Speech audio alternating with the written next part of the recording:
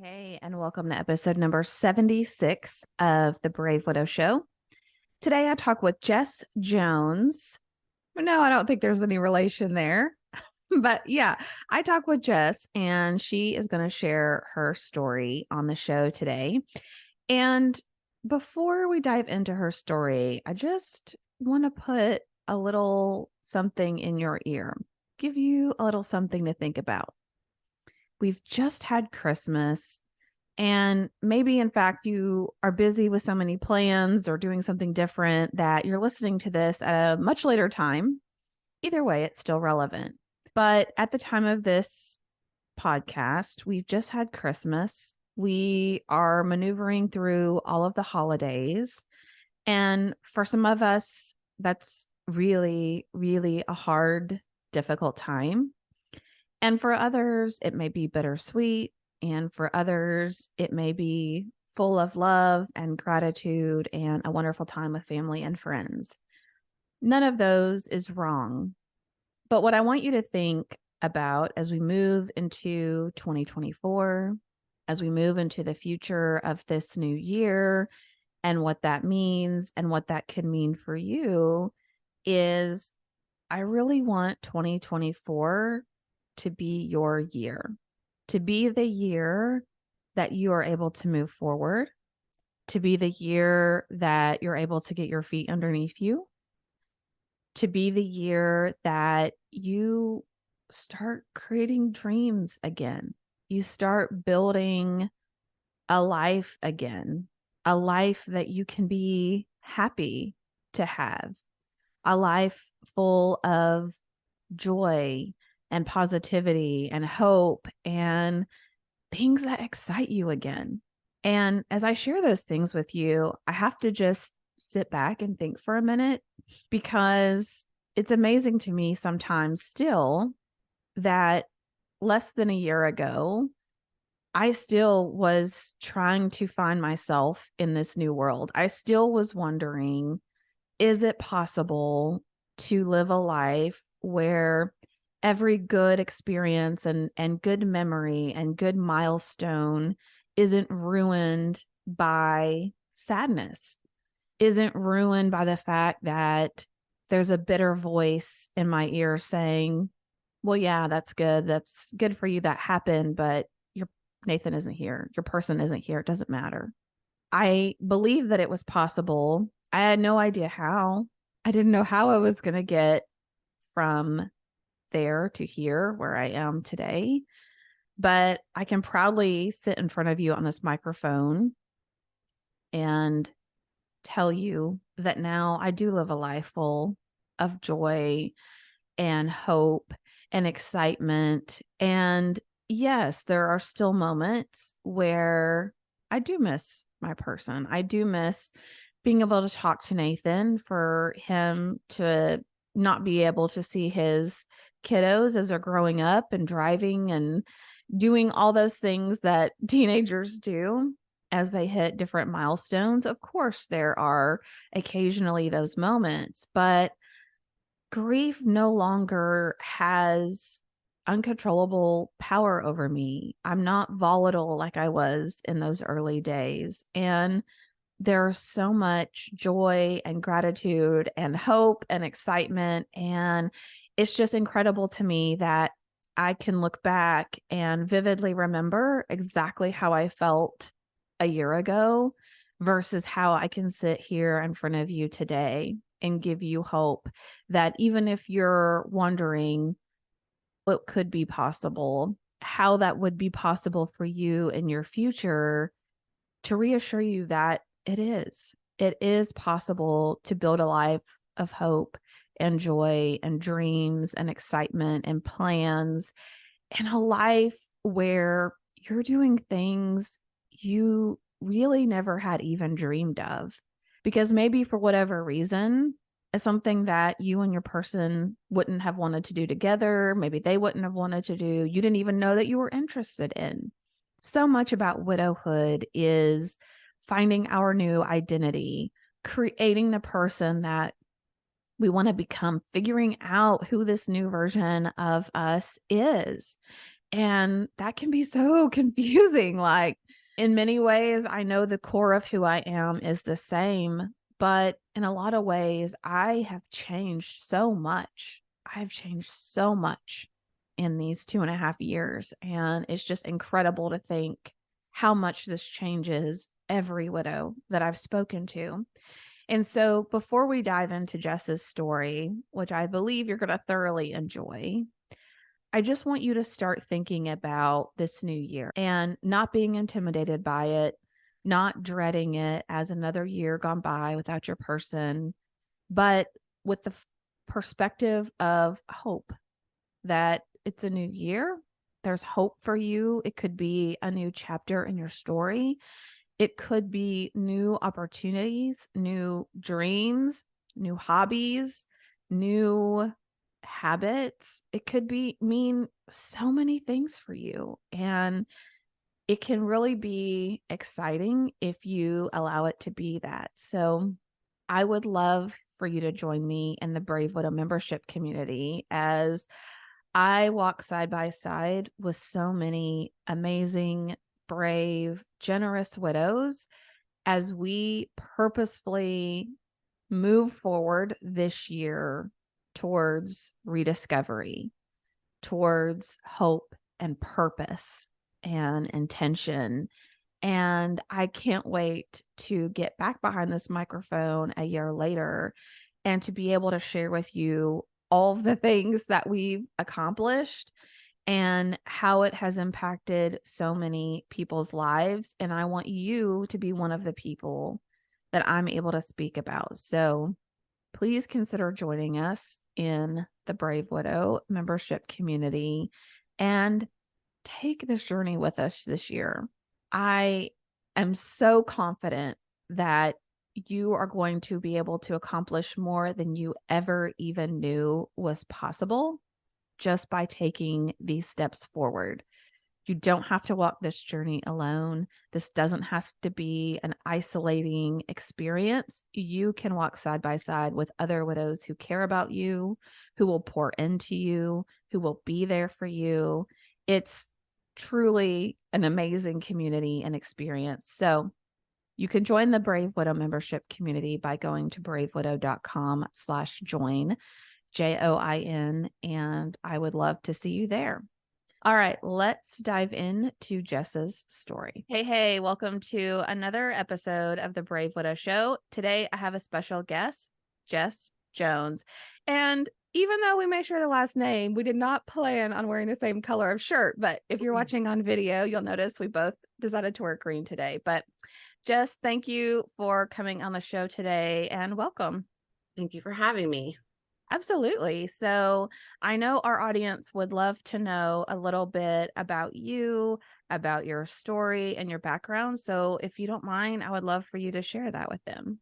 Sure. My name is Jess Jones. I am an executive assistant. I live in Virginia, and I was married to my husband for 17 years before he was killed in a car accident. We have two wonderful children. My son is 11 and my daughter is 14. And now we have a dog. But we're just making it work as we can.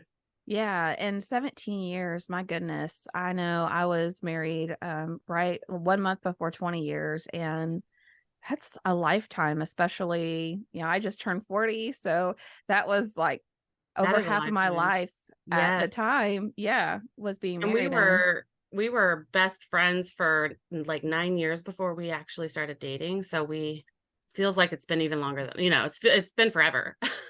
Yeah. Well, yeah, and you kind of grow up together, and Yep. I think you really struggle then in finding identity after. But tell us a little bit about your, relationship with your spouse, or maybe a little bit more about what happened either during or Sure. after the time that you lost him. Sure. Eric and I were best friends for a long, long time, and we eventually gave in and started dating and had a really great marriage. I think because we based it on our friendship, it was, I mean, obviously we were in love with each other, but we had he was my everything. He was my best friend and my spouse and my and the father of my children, and he was really good at that. So there's definitely a big hole missing in that part of my life. Obviously, in November of 2021, we had just actually recovered from COVID, really bad COVID. It was like, took us out for a long time. And it was his first day out of the house, and he decided to go to a thrift store, which he loved to do. And so he called me on the phone to say that he was just getting ready to take the exit to our house and that he would be there in 20 minutes because I was taking the kids to a trampoline park and I needed my car. He had my car. And I didn't really want to take his work truck, but I did tell the kids, if dad's not back in, 45 minutes, we'll just empty out all his tools and we'll just take the work truck. I was, powerful mom then. And so he didn't call. I tried to call him several times to find out like status, where are you? Because it just kept taking longer and longer for him to get home and he wasn't answering the phone. I started feeling a little sick. And then I loaded the kids up in the truck because I didn't want them to be concerned. And I just, we all went to the trampoline park. We get to the trampoline park and the manager looks at me and says, "Ma'am, are you okay? You don't look like you're feeling very well. Do you want a bottle of water?" And I said, "No, sorry, I really want to get out of here." Because I still couldn't get a hold of Eric. 3 minutes later, after after the manager came up to me, the neighbor across the street called and said the state police were at my house. And she said, they just need you to come home right now. And I said, okay. So I packed up the kids and we pulled in the driveway, and sure enough, there were 2 or 3 state police cars in my driveway. And I get out of the car. I tell the kids to go directly into the house, but I got out of the car and they informed me that Eric that he died in a car accident. It was a single car accident. We had he blew a donut tire. I can't think of what it's called right now. Like a spare tire. A spare tire. Yeah. There was a spare tire on the front, right? And he was taking a turn and it all lost control. So it was a really bad night. It was a really long night because my kids were in the window of the front of the house staring at me, wondering why the police are talking to mom. And my daughter was really concerned because she had also tried to call my husband and he never ignored her calls and he didn't answer. So I think she kind of knew. But I eventually came in the house and sat with them, and I don't know how I kept it together. I was going to say, how did you find the strength to, try to absorb the gravity of the information they gave you and then turn around and have to walk inside where you knew your kids were waiting? My first initial reaction to them telling me that Eric had passed away in the car accident was pure rage. It was, I don't know where it came from. And I don't know. I was mad at Eric for being in the car with a donut. I was mad at him for making a turn when he shouldn't have, or maybe too fast. I was angry at the police for bringing me news that I didn't want to hear. They had offered to go in and sit with my kids, and I said some things I probably shouldn't have and told them no. I did have 2 neighbor friends here. One was a police officer and one is my girlfriend's husband, and they were here to help me kind of in case I lost it. But I have this thing inside me that when there's an emergency, whether it be, a kid fell and broke his arm or whatever it is, I just have this calm inside me that it's like an adrenaline response. I don't know what it is. But so I did call my best friend, who happens to be a widow also, and she was on her way over. And so I wanted to tell the kids before everybody descended on the house. And I just kind of pulled up my boots and did it. It was not fun, and they were devastated. It was awful. And then we all kind of balled together. I feel like that. I think that was the first moment that I let tears fall. And how old were your kids at the time? 9 and 12. Yeah. And my son and my husband were together. I mean, not to say that he didn't love my daughter the same way, but he and my son were very close. So he took it really terribly. It was awful. And my daughter was a mess. And it was just, the kids, I feel like I've been able to survive this because of my kids, because I have to be strong for my kids. Yeah. So what were those next few, weeks? What did that look like for, the 3 of you?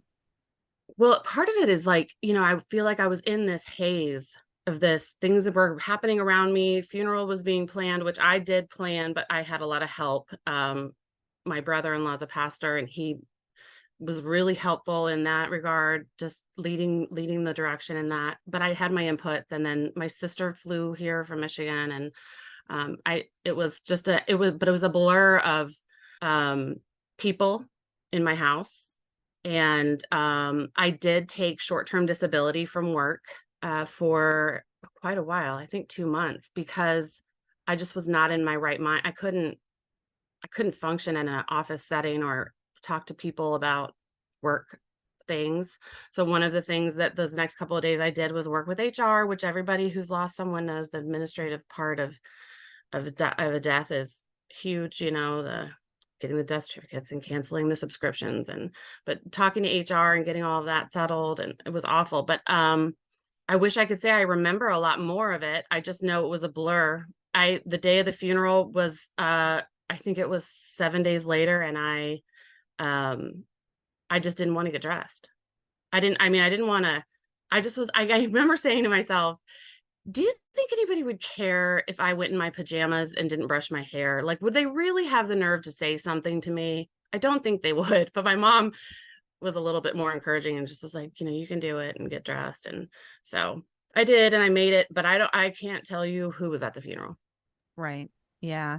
It's so interesting how our brains work, where it really puts us in this fog or like this haze, and it takes so much energy just to do any one little thing that we're just trying to survive, much less have a lot of memories or be able Bring much people more. or Yes. entertain people. Like, I felt like that the funeral was, it was beautiful, and we did my kids helped the planning too, and they put in some personal parts of the funeral. My daughter wrote a poem, and my son picked the music for the slideshow, and it was moving. It was really, really moving, and they were good. Their request was that they had their best friend sit with them at the funeral, and that that was my daughter's request, and she had two of her closest friends with her, and we had a really great support system of the neighborhood. I am so blessed in where I live. My friends here they're so great. They did a food train, the whole bit.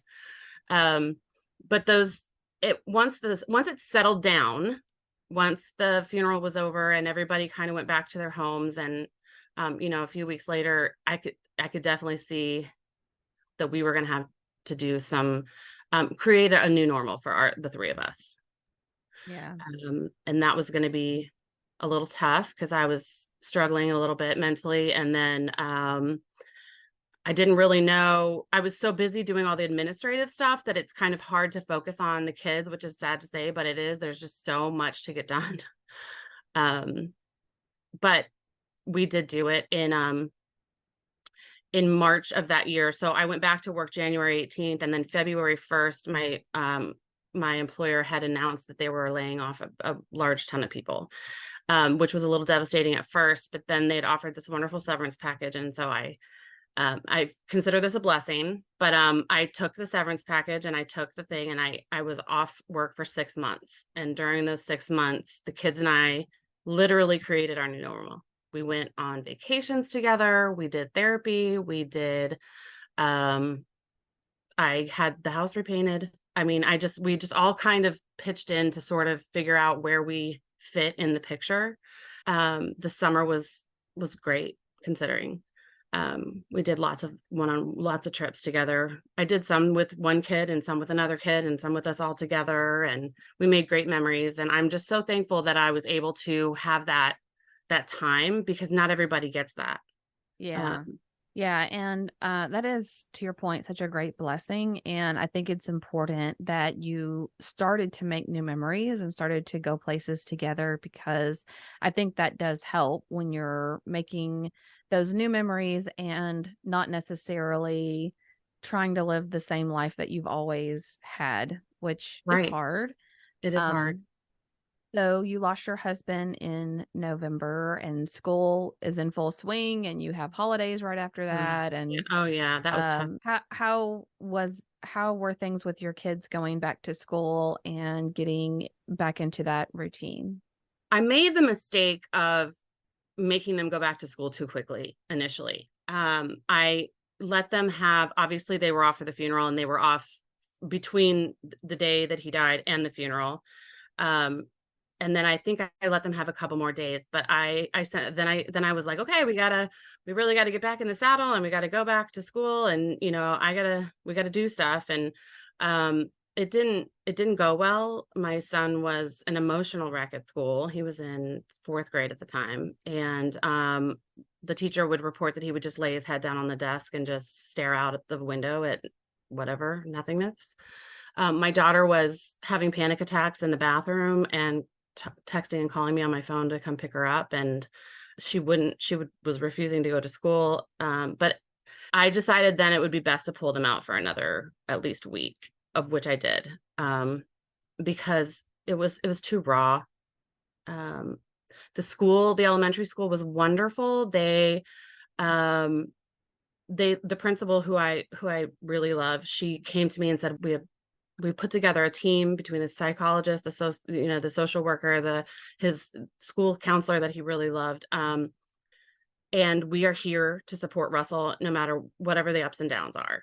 And they were amazing. They were very informative to me throughout the day to let me know what his mood was like. And so I was able to go and get him if I needed to, or encourage him if I needed to. And the other thing is, Russell, my son, had a stipulation that he didn't want anybody to talk to him about it, the dad, the death, any of it.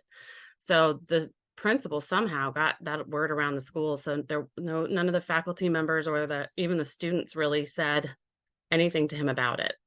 It was, Russell really appreciated that. My daughter, she just had a really rough year. She refused to go to therapy, and well, that's not true.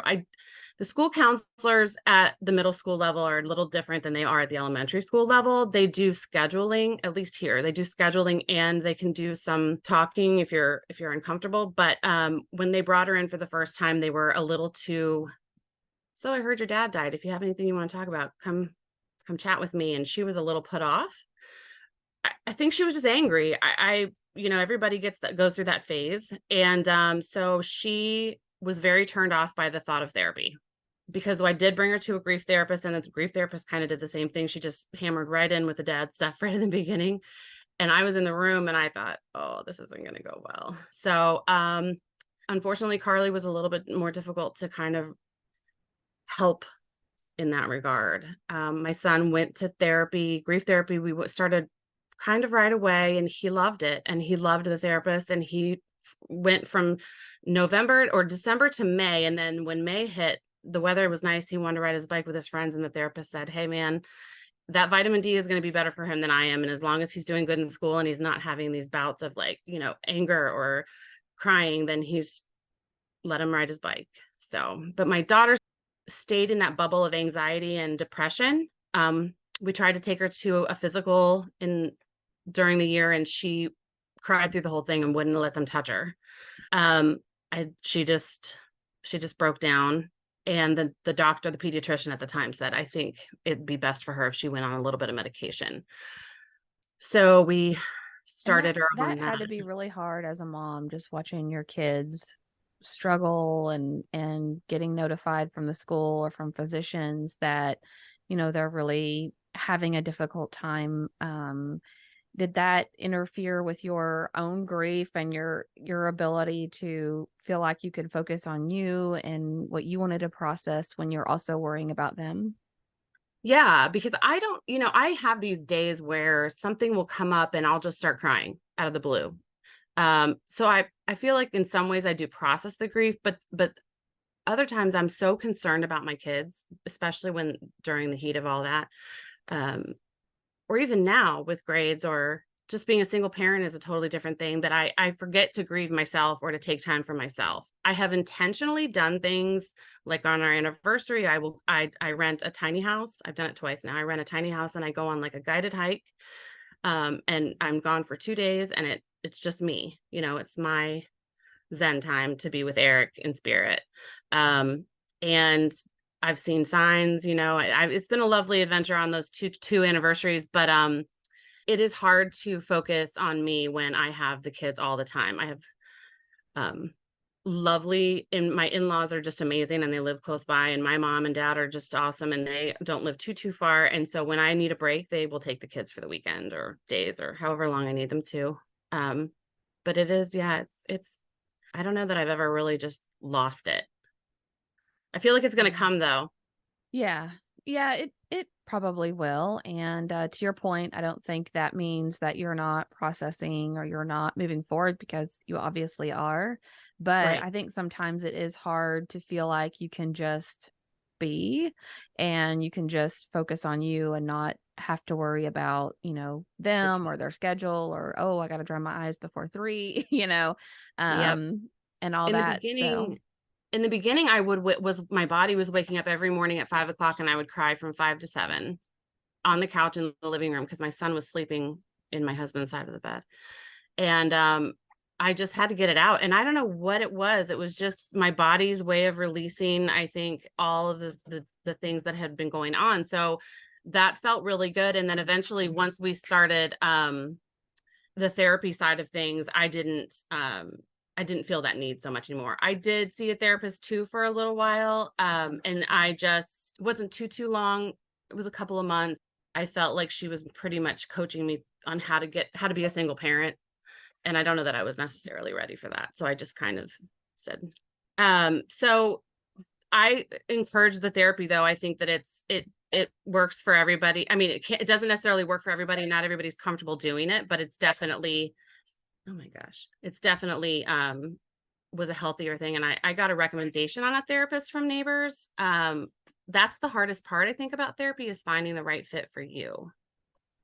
it is, and I always recommend to people where they can to find somebody that has walked in their shoes, or somebody that Right. really understands. If you're going for grief, then try to find someone who really personally understands what it's like to lose someone they love. And even if it's not a spouse or a parent, depending on your situation, to me, it's always easier to explain things and to get mutual understanding from someone who, in some way, can understand the gravity of what you're walking through, or, what you're trying to process. But, therapy and coaches, it sometimes takes a while to find someone that you really connect with and that can help you. But I do think for anyone who wants to work on their healing, that's definitely a good option to consider. Yeah, my daughter didn't, so she did not agree to do therapy for a really long time until her this next year of school. She just didn't go to school. I mean, she was there for maybe 3 days a week, but she was calling out 2 days a week. She was using every excuse under the book. It was anxiety and depression, and it was a hot mess. So the my daughter's seventh grade year, she just didn't attend. She graduated the year by the, you know, geez, just barely. And I was stressed about it constantly. And I kept impressing on her, this isn't the way that we're gonna do stuff. You've got to take action and, take the medicine the doctor suggested for you, and really you need to see a therapist, but you need to decide on what you need to do to get yourself feeling like Carly again. And that whole year she just refused. This year she started high school. Sorry. This year she started high school, and she, I think a maturity level just kind of came in, and she also wanted to do some things. And I said, if I'm working for our family to make sure that we are successful people and we're happy and healthy, I need you to put in your part. And in order to do some things like have privileges like horseback riding, I need you to participate in therapy and take medication so that you graduate high school. I mean, really, it was what the bottom line was, but I said it a little bit more warm and fuzzy than that. But she was really resistant at first, but she's been on it, on doing therapy once a week, and taking her medication, and it has turned her life around. She's just a whole new. I mean, she's got all A's and B's, which is, I'm like, oh my gosh. Her teachers love her. She participates in class. She's a very shy kid to begin with, so that doesn't help all of it. But the teachers, I went to back to school night, and they said she was doing fabulously, and she was participating in class, reading out loud when asked to, and doing all the things. So, and she goes every day, and she gets up on her own, and she makes her own lunch. I mean, it's Hey, just even better. crazy. It's such a turnaround, and I'm so happy. I'm so happy about that. It's a big, big relief. I want her to be successful in whatever she decides to do, but I need to give her the tools to succeed. Yeah, definitely. And I think it's hard too to know as a parent, like how much do you push? How much do you expect? Where you don't want them to not be resilient and to be pushed, but you don't want to push them too far. So Right. it sounds like you found a really good balance there. And I certainly resonate with your story. And my daughter also had a lot of panic attacks, anxiety attacks, was calling me to pick her up, Hmm. frequently there for a while. And it breaks your heart as a mom, It does. hearing that and empathizing with your child. Now, one thing I know we talked about before we hit record was the 504 process Right. and how you can get accommodations for your child at school. Do you mind to share a little bit about that? Sure. So because seventh grade went, or eighth grade went so squirrely, I was wanted to come into her freshman year of high school prepared for her to be that way again, basically not going to school and not and calling out during the day and everything. So I had talked to my best friend, and she had a 504 for her son, or had gone through the process and explained it a little bit to me. And so I approached the counseling center. First, I told the counselors about our scenario. I at the very beginning of the year, the first day of school, I just said, this is the situation, and I want to make sure that I have, your support. And they were great about it. And then I instantly said, my next email said I would really like to discuss a 504 for Carly. um 504 gives them um some accommodations and can make situations when they're having panic attacks, or um whatever your child is going through, a little bit more tolerable in school. So for example, Carly has a fast pass. Some of her teachers don't allow bathroom usage during the day, like during a period, or you can go 3 times a week, but you can't go every day. I don't know. They have some really strange rules. One of the teachers has the rule that you have 5 minutes to go to the bathroom, and if you're 1 second late, you lose your bathroom privileges for 7 straight days. So that had Carly really uncomfortable. That one teacher with that one rule. So I talked to the counseling center, and I brought it up in the 504 meeting, which, in case anybody wants to know, when you have a 504 meeting, it involves a couple of faculty members, a psychologist, a social worker, and a counselor, a principal of some level, and one or two of her teachers. So it's a committee of people that make the decision. And they were really accommodating. What we agreed during our personal 504 meeting, because it was the second week of school, was that we didn't have enough data to see how Carly was going to be this year, the ninth grade year, to put her on an official 504. But we would revisit it in after the first quarter.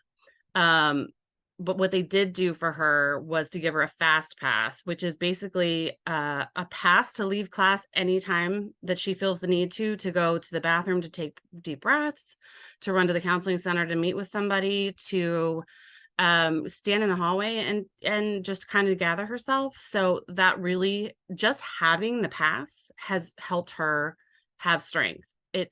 I don't even think she's ever used it, honestly, but I know Just that she's knowing. just knowing that she has that pass, because the one teacher's bathroom policy made her really uncomfortable, nervous. And because when you have a panic attack, man, you just can't do that in a classroom full of people. Yeah, and I don't even struggle with panic attacks now, but just being told like you can't go to the bathroom, you can't do this or Right. that, it makes you want to go. Makes you really have to go. Plus, Yeah. let's be honest, not all bathroom urgencies are 5 minutes long, and she's a young teen, and so it wasn't a very forgiving policy, but there wasn't much I could do about it. In regards to her other teachers, though, I did send a message to, I think, almost all of her teachers through the app that we have at the county, and just gave them a background about Carly and her dad, and that it presents itself in panic attacks, or moments of needing to leave the classroom. And almost all of them were so receptive and thankful. Her gym teacher, she's actually doing health this semester, but they're doing a section on anxiety and depression, which I thought was really great. And her gym teacher just said that, thank you so much for telling me, because it really helps when we talk about those things to kind of, not tailor it to Carly, but keep her in mind when we're having those conversations. And he has them do yoga every day, and she says she hates it, but it's really been good for her. Typical 14-year-old response, right? So I'm really thrilled with the way the high school's handled her this year. We've had a couple of other incidents that weren't major incidents, but like she missed the deadline for homecoming tickets because she was waiting for something to come back from the administration. And anyway, the counselors were so great. And so Carly got really upset. The counselors were really great in getting us to fix that. And so I'm so far this year, I'm really, really pleased with that. But I will probably readdress the 504 after the first quarter, although the data so far that they're going to have is that she's getting up and going to school and doing what she needs to do. So that's a positive. Yeah. A big Yeah. positive.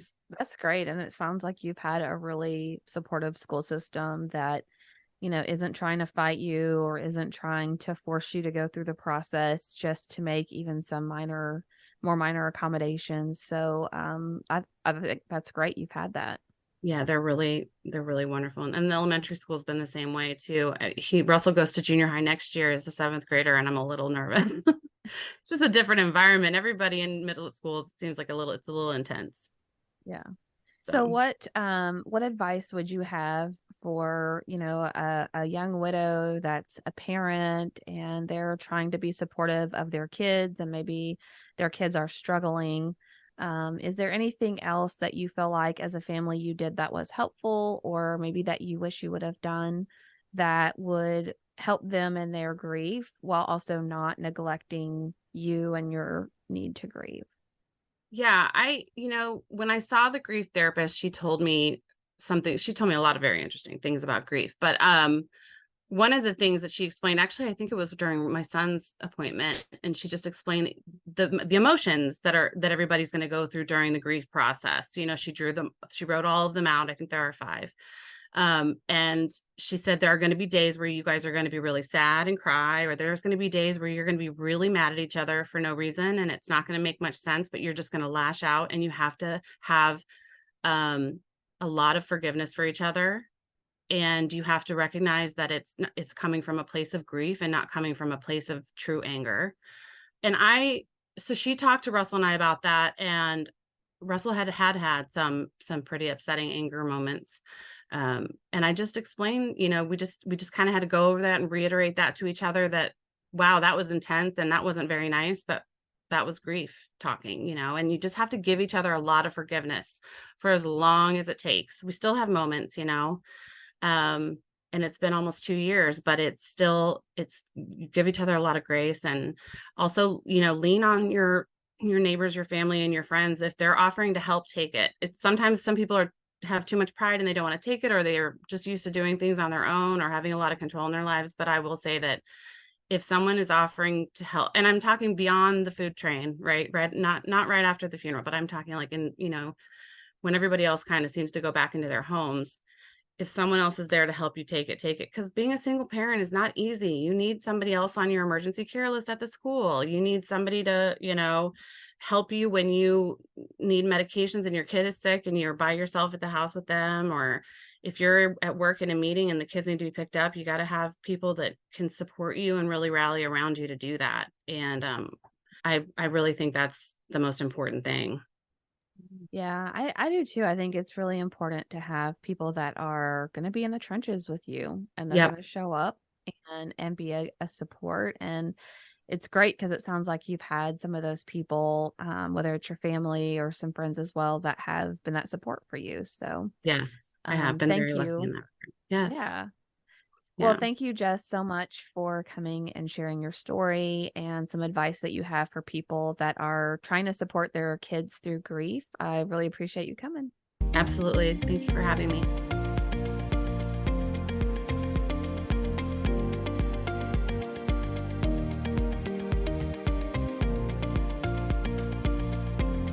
Hey guys, thank you so much for listening to the Brave Widow podcast. I would love to help you take your next step, whether that's healing your heart, finding hope, or achieving your dreams for the future. Do you need a safe space to connect with other like-minded widows? Do you wish you had how-tos for getting through the next steps in your journey, organizing your life, or moving through grief? What about live calls where you get answers to your burning questions? The Brave Widow membership community is just what you need. Inside, you'll find courses to help guide you, a community of other widows to connect with, live coaching and Q&A calls, and small group coaching where you can work on what matters most to you. Learn how to heal your heart, find hope, reclaim joy, and dream again for the future. It is possible. Head on over to bravewidow.com to learn more.